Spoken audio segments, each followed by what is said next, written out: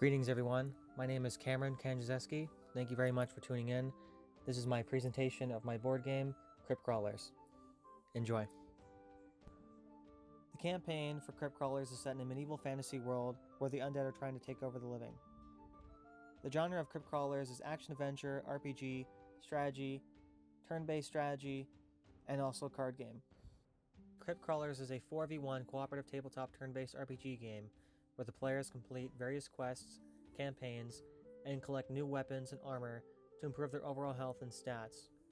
The 4 players will compete against a 5th player who controls the movements of all the enemies and bosses on the board. Executive Summary. Crypt Crawlers is a card-based tabletop role-playing game where 4 players work together to overthrow an evil, undead force which is being controlled by a 5th player. The 4 players working together are dubbed the Resistance, and the 5th player controlling the enemies is referred to as the Crypt Commander. The enemies that the Crypt Commander controls are referred to as Crypt Crawlers, and this is where the name of the game derives.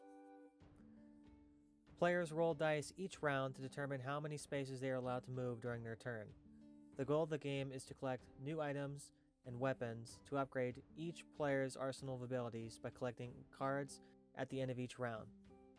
Between each round, players are able to read from a story manual which is featured on the back of each player card that goes into some depth about each player and their backstory. Each person plays as a specific character, and each character has specific strengths and weaknesses. Between rounds, players on the Resistance are able to trade ability cards that might be more suitable for a specific character, or in case another player is out of weapon cards entirely. Players can also draw multiple cards from a deck between rounds to replenish their arsenal of weapon cards. In Crypt Crawlers, combat is only engaged when a player collides with an enemy Crypt Crawler on the grid, when a player decides that he wants to use a ranged weapon on the board, or when the enemy uses one of his Crypt Crawlers to attack from a ranged distance. The goal of the Resistance is to deplete the Crypt Commander of his resources of Crypt Crawlers and then to face off against the Crypt Commander himself. The goal for the Crypt Commander is to defeat all 4 heroes and to eventually take over all the settlements on the board. Players traverse the map via a grid system and can discover secret item caches that have been hidden by the Crypt Commander prior to the match starting. The Crypt Commander is able to strategically place these item caches in spots around the Crypt Crawlers so that they might be more difficult to obtain. Between each round, the Crypt Commander is able to place new Crypt Crawlers anywhere on the board within a certain range of dungeon pieces on the map. Some key features of Crypt Crawlers include the ability to choose between multiple characters, although this is not currently in my current version of the game, but maybe hopefully in the future. Crypt Crawlers also features cooperative play with up to 4 players working together, known as the Resistance, working together against the evil Crypt Commander and his undead horde of enemies. Players can also discover hidden weapons and items, and these weapons and items will also boost their stats and help them to defeat the Crypt Commander. Players will also eventually be able to interact with NPCs and shopkeepers who will be able to purchase and sell items to each player. Players will also be able to customize their own strengths and weaknesses with ability cards that will be found between rounds and can be bought through shopkeepers or can also be found through secret weapon caches hidden by the Crypt Commander himself.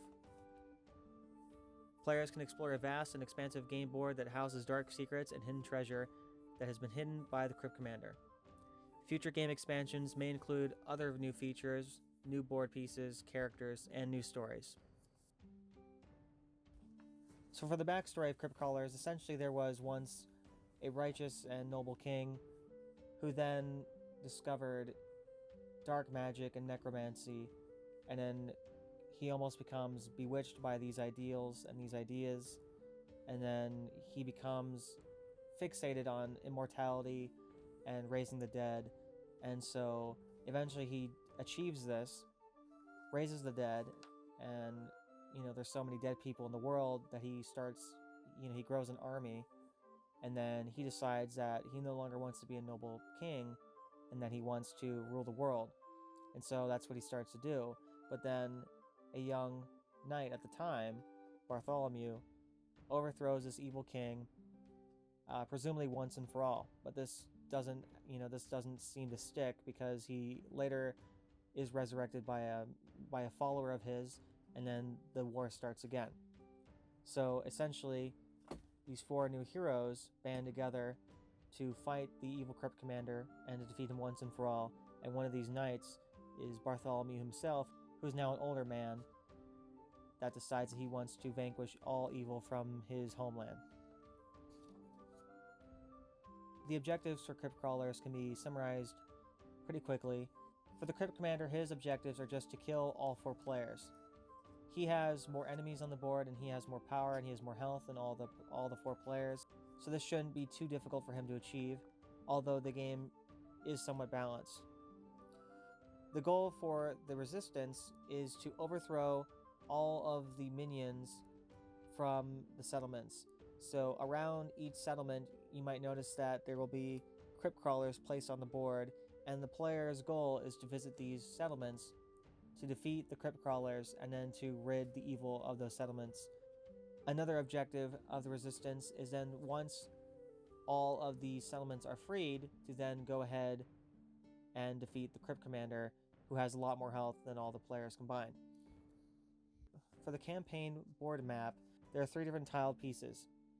There is a forest piece, and the forest piece blocks all player path, so they can't move on top of it, they can't go through it, they have to go around it.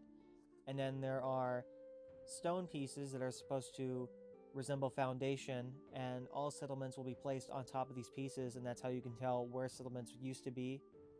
And then these standard pieces on the board are just generic, typical grass pieces. But in the future, I would really like to add other pieces such as mountains, or maybe 3D trees, so that it's not just a piece on the board, it's actually like a piece that's raised.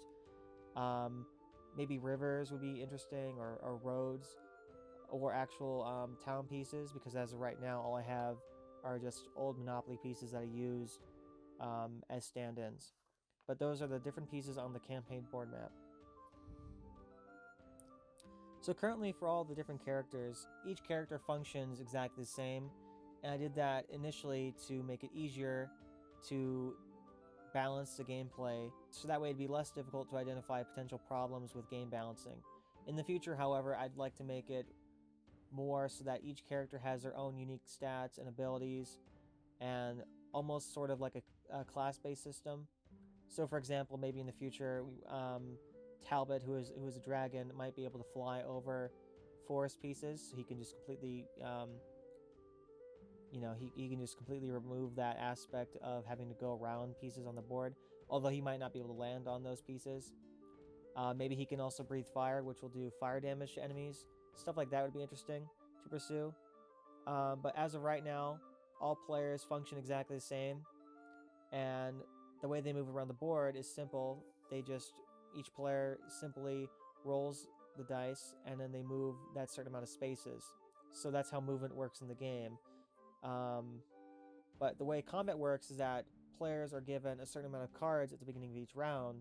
There's a durability on the card, and once their card is used up for that weapon, they must put it back to the weapon card pile, and then they can draw again later and get a new card. So that is how each player functions, although right now all the players, function the exact same way. Hopefully in the future that can be changed, but as of right now, that's how it works, and also that's how movement works in the game. The way the combat system works in Crypt Crawlers is that each player has different cards that they're given to at the beginning of each round. And then after they use up that card, there's a durability on the bottom of each card that says how long the card can be used before having to be returned to the deck.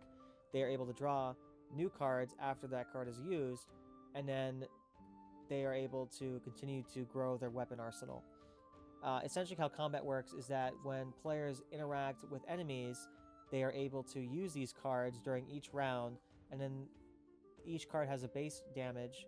So the sword, like say for example, the sword has like 10 damage.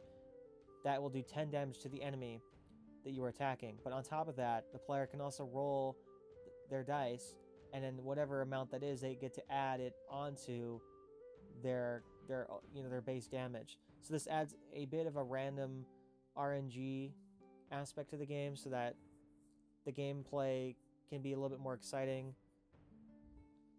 Currently in my game, there are 3 different enemy types.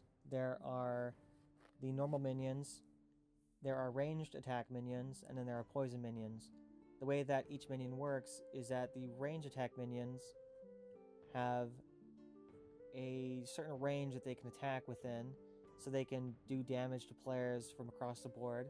The way that the poison minions work is that when they do damage to players, that damage carries over to the next round. So if the enemy does, let's say, 14 damage during one round, the next round they'll do 14 damage again, and then after that round, they won't be doing damage again. So essentially, that whatever damage they do that round carries over to the next one. The normal minion is just normal. They just do a normal amount of damage. They're just your standard enemy type. In the future, I'd like to add different enemy types, maybe fire enemies or ice enemies or water enemies, but currently those are the 3 that I added into my game demo. So I think that those so far are extremely promising. Okay, so at this point, I'm going to start showing video demonstrations of different parts of my game. So the 2 segments I'm going to be showing are the combat and the movement and how that works. So I'm going to transition into that, and then after that, that'll be the end of the demonstration. So I hope you enjoyed. Thank you very much for watching. Here you go. Enjoy. Alright, so now here's my video demonstration about how movement works. My sister is here to help me out, to show how the game works. So, Malin, pick a character. The red one. Okay, she's picking the red one. Okay, so roll your dice. Okay, so she got a 5. So now you can move 5 spaces anywhere on the board. Okay, so she landed over there, and the red section is a dungeon. And if you want to, Malin, you can use a range attack. You can look through your cards. These are the cards right here. She can look through some of her, her items if she wants to use some of them. I'll use my sword. You can't use the sword from that distance. So you'd have to use like a flail or something that has some range. Bow? You can use a bow, yeah. Okay. Okay, so show me the bow. What kind of stats does it have? These stats aren't accurate because I changed them, but she has a range of 5 grids and she's close to that enemy, so she can use an attack. So the base damage is 9, so go ahead and roll. You get to roll twice. So add 5, so that's 14, and roll another one. Okay, so 16. She rolled 16. So then that does 16 damage to the range attack minion over here. And then it would be my turn if I'm playing as the Crypt Commander to do damage. So the way that that would work as the Crypt Commander is that I would take 2 dice because only the heroes have cards that they can use. So to balance it out, I have the bad guy using 2 dice to balance it out. So I'm going to roll. And I have 6. I'm going to roll again. And I have 6 again. So I have 12. I did 12 damage to her. And so now that's minus 12 of her health. And she has 100 health. So they obviously, the heroes have more health than the minions for sure. But there are definitely more minions on the board. So that makes it more balanced. But essentially that's how combat works. So if she wanted to go over here and free this village, and you have to do that before you defeat the Crypt Commander, you'd have to defeat both of these minions and lower all their health. And then this village would be saved. And she'd have to move to these other villages and save these villages. And then the Crypt Commander would have to probably move some characters around these villages to capture them. But after that, once that is done, she can then proceed if she wants to go defeat the Crypt Commander. And then the Crypt Commander has maybe around 500 health. So it would be very helpful to have 4 people playing. But currently, just for this game demo, I just have my sister playing. So that's essentially how combat and movement works as a demonstration. So I hope you enjoyed. Thank you very much for watching. And this concludes my Crypt Crawlers game presentation. Thank you very much for tuning in. I really appreciate it. I hope you all have a wonderful holiday. Stay safe, and thank you very much. Have a good day. Bye-bye.